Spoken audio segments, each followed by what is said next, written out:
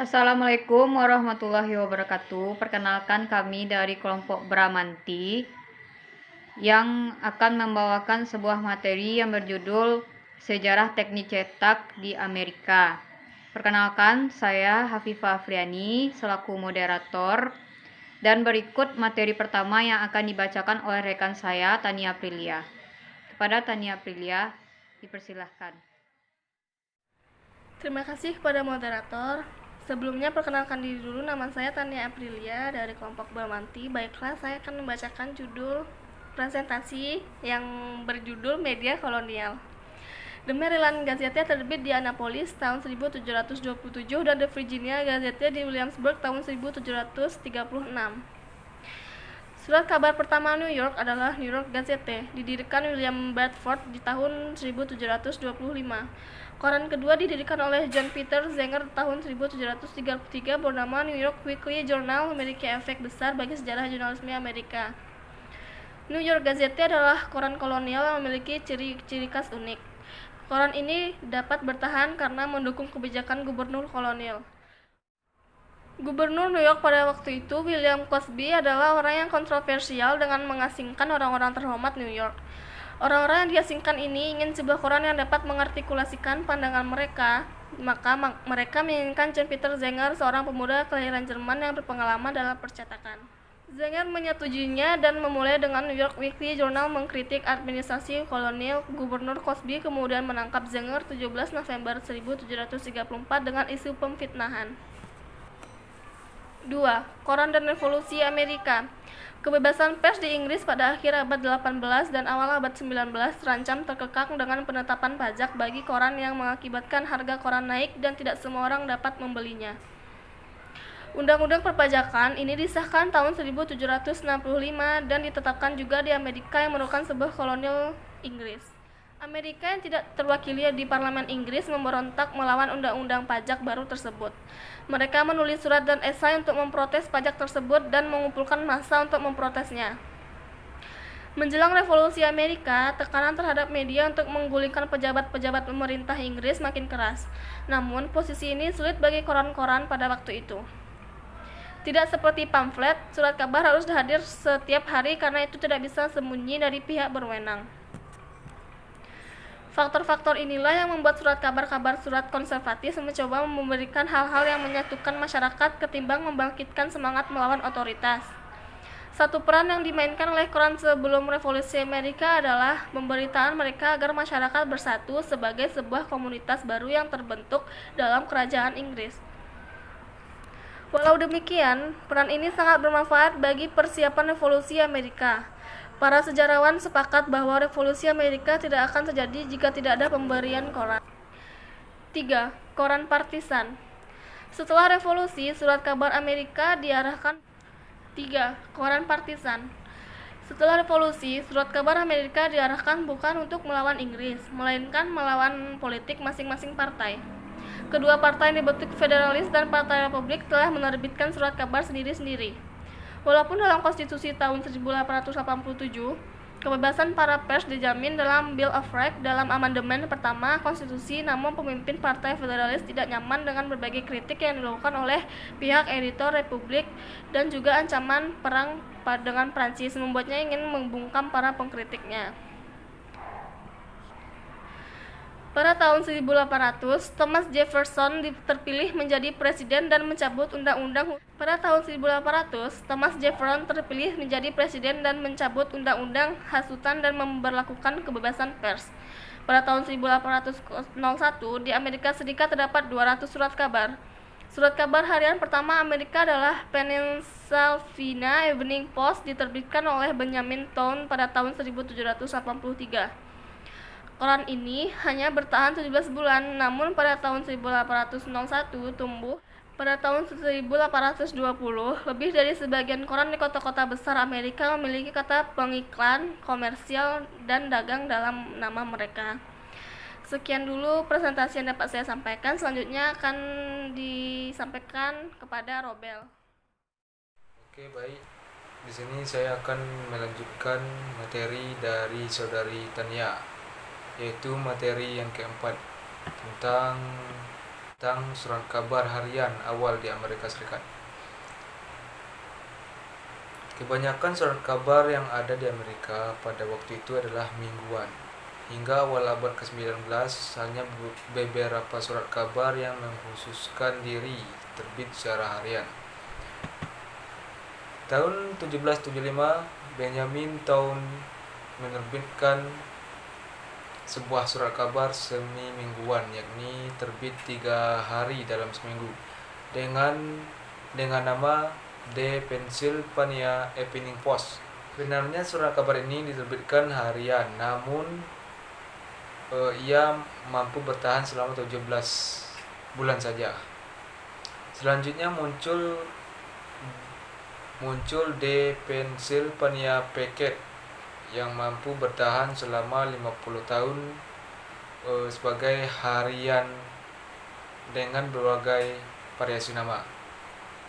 Sebenarnya harian pertama yang diterbitkan di Amerika Serikat terjadi pada tahun 1783 di Philadelphia. Pada tahun 1785 muncul harian New York Daily Advertiser. Tahun 1800 terdapat 16 harian yang diterbitkan di Amerika Serikat yang tersebar di beberapa kota, yakni New York, Philadelphia, Baltimore, Charleston, Carolina Selatan, dan lain-lain. 2 harian yang diterbitkan di Boston ternyata tidak mampu bertahan. Next, materi yang kelima, sensasional. Berita yang difokuskan pada wilayah sensasi seperti kejahatan, kekerasan, dan seks telah ditemukan sejak zaman Romawi dengan Acta Diurnia, serta cerita belada dan koran pertama Amerika, Public Occurrence. Namun ada sebuah periode dalam sejarah jurnalisme Amerika di mana berita sensasional menurunkan kualitas berita-berita serius dan penting. Era itu adalah zaman pers penny tahun 1830 sampai 1840-an. Berita kejahatan menempati posisi paling besar dalam kolom surat kabar. Periode kedua adalah ketika jurnalisme baru yang dibawa Joseph Pulitzer, orang yang mendirikan Louis Post Dispatch tahun 1878, dan kemudian mengambil alih The New York World tahun 1883. Pulitzer adalah seorang editor yang berbakat, cerdas, yang berjuang untuk imigran dan kaum miskin. Ia seorang inovator besar dengan menambah ruang di koran mingguannya untuk isu perempuan, olahraga, dan komik berwarna pertama di media cetak. Pulitzer juga paham bagaimana memadukan kekerasan dan seks dalam sebuah koran agar laku. Next, tokoh-tokoh cetak di Amerika. 1. Mariano Azuela, mulai 1873 sampai 1952. Beliau adalah seorang penulis dan dokter Meksiko yang terkenal karena cerita fiksinya tentang Revolusi Meksiko tahun 1910. Ia menulis novel, karya untuk teater, dan kritik sastra. Dia adalah yang pertama dari novelis revolusi dan dia mempengaruhi novelis protes sosial Meksiko lainnya. 2. Dr. ATL, mulai 1875 sampai 1964. Beliau adalah seorang pelukis yang kelahiran Guadalajara, negara bagian Jalisco, di mana ia memulai studi melukis pada usia dini di bawah Fidel Castro pada usia 21 tahun. Murillo masuk Akademi San Carlos di Mexico City untuk melanjutkan studinya. 3. Luis Barragan, mulai 1902 sampai 1988. Luis Barragan adalah seorang arsitek dan insinyur Meksiko. Karyanya telah mempengaruhi arsitek kontemporer secara visual dan konseptual. Bangunan Barragan sering dikunjungi oleh mahasiswa internasional dan profesor arsitektur. Ia belajar sebagai insinyur di kota asalnya, sambil melakukan keseluruhan kursus tambahan untuk mendapatkan gelar arsitek. 4. Carlos Capes, mulai 1899 sampai 1978. Beliau adalah seorang komponis atau beliau adalah seorang komposer, konduktor, ahli teori musik, pendidik, jurnalis, dan pendiri serta direktur Mexican Symphonic Orchestra Meksiko. Dia dipengaruhi oleh budaya asli Meksiko dari 6 simfoni yang kedua atau Sinfonia India yang menggunakan instrumen perkusi asli Yaqui, mungkin yang paling populer. 5. Carlos Fuentes, mulai 1998 sampai sekarang. Beliau adalah seorang penulis dan novelis esai Meksiko. Di antara karyanya adalah The Death of Artemio Cruz 1962, Aura 1962, Terra Nostra 1975, The Old Gringo 1985, dan Christopher Unborn 1987. Dalam obituary, The New York Times mengabarkan Fuentes sebagai salah satu penulis paling dikagumi di dunia berbahasa Spanyol dan pengaruh penting pada bom Amerika Latin, ledakan sastra Amerika Latin pada 1960-an dan 70-an. Sementara The Guardian memanggilnya novelis paling terkenal di Meksiko. Banyak penghargaan kesustraannya termasuk Miguel de Cervantes Prize serta penghargaan tertinggi Meksiko, Belisario Dominguez Medal of Honor tahun 1999. Dia sering disebut sebagai calon penerima hadiah Nobel Sastra meskipun dia tidak pernah menang. 6. Salma Hayek, mulai 1966 sampai sekarang. Dia adalah seorang aktris pemeran Meksiko. Hayek adalah aktris Amerika Latin yang paling sukses di Hollywood setelah Carmen Miranda dan telah muncul dalam lebih dari 30 film. Bukan untuk mendapatkan penghargaan Oscar dan salah satu bintang Meksiko yang istimewa di perfilman Hollywood. 7. Sor Juana 1651 sampai 1695. Dia adalah seorang penulis dan biarawati pada masa kolonialisasi Amerika Latin. Ia lahir di San Miguel Nepantla, Spanyol Baru pada tanggal 12 November 1651. Pada 17 April 1695, ia wafat di kota Meksiko. 8. Ron Jeremy, mulai 1907 sampai 1954. Beliau adalah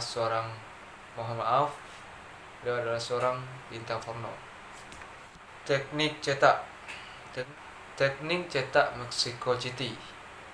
The host of the printing press pertama di Amerika. Spanyol, Casa de la Primera Imprenta de America, di sudut Moneda dan Licenciado Primo Verdad. Jalan-jalan di Mexico City adalah rumah toko Fairs atau cetak-cetak pertama di dunia baru. Pencetak Juan Pablos mengawasi pencetakan sedikitnya 35 buku di toko pencetakan ini, di antaranya tahun 1539. Tanggal buku pertama dicetak di Amerika dan kematiannya pada tahun 1560. Rumah ini awalnya dibangun oleh Geronimo de Aguilar pada tahun 1524 dan terletak di tepi luar dari kawasan suci Templo Mayor sebelum penaklukan. Next. Setelah mendapat izin dari Raja Spanyol Carlos V dan Uskup Agung Mexico City, Juan de Zumárraga memiliki mesin cetak yang dibawa dari Eropa pada tahun 1539. Mesin cetak tersebut didirikan di rumah ini, yang kemudian disebut Casa de las Campanas (House of the Birds) oleh penerbit Joan Kromberger yang berbasis di Seville dengan pencetak Italia Juan 14 yang bekerja untuk biaya hidup selama 10 tahun. Mereka mulai mencetak dokumen terkait Viceregal dan Compendiosa Doctrina Cristiana en Lengua Mexicana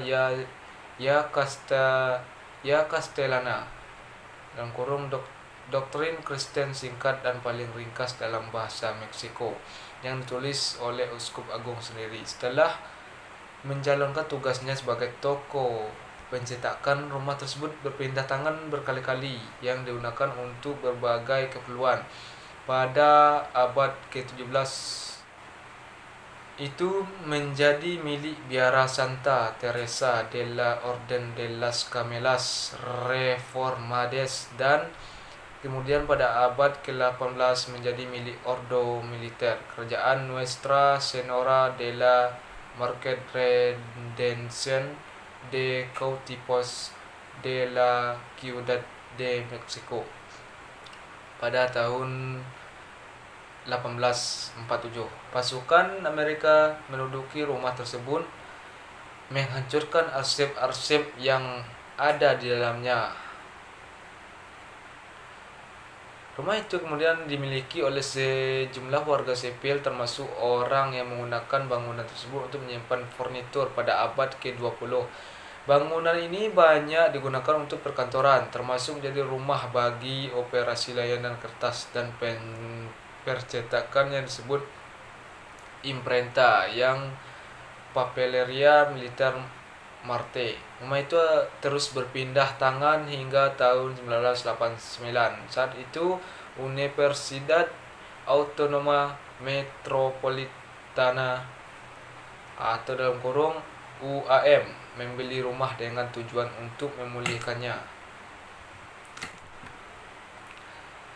UAM bekerja dengan program restorasi pusat sejarah, bekerja dengan Instituto Nacional de Antropología. Sekitar 82 cm di bawah permukaan lantai dasar ditemukan kepala batu ular dari zaman Aztec.